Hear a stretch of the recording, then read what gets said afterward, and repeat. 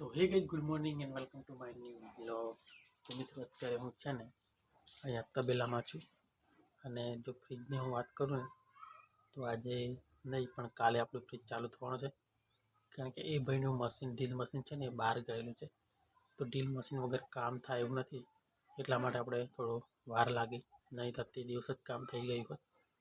તો એ ભાઈ જ્યારે પણ ડ્રીલ મશીન લઈને આવશે ત્યારે આપણું કામ થશે. તો એ ભાઈ કાલે કીધું છે, તો કાલે તો આપણું કામ થઈ જશે એવું લાગે છે મને.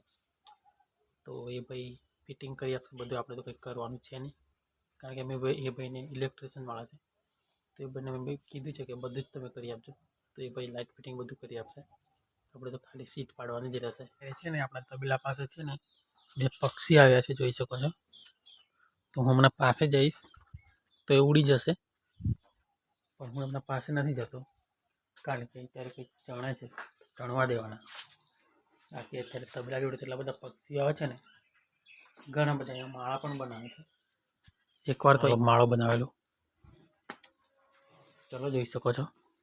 બંને ચણે છે કંઈક. તો હું એ બાજુ નથી જતો, જે બાજુ જઈશ તો એ બંને ઉડી જશે એટલા માટે. તો અત્યારે હું છે ને આવ્યો છું અહીંયા રસ્તા બાજુ, કારણ કે ઘરે કંટાળો આવતો ને એટલા માટે આ બાજુ ફરવા માટે આવ્યો છું. ને અહીંયા પણ મસ્ત લીલા લીલા ઝાડ છે, તો અહીંયા મસ્ત લાગે ને ઠંડુ ઠંડુ, એટલા માટે અહીંયા મગજને ફ્રેશ કરવા માટે આવ્યો છું. તો જોઈ શકો છો તમે અહીંયા ઝાડ કેટલા મસ્ત છે, અને અહીંયાનો વ્યૂ પણ મસ્ત છે એકદમ.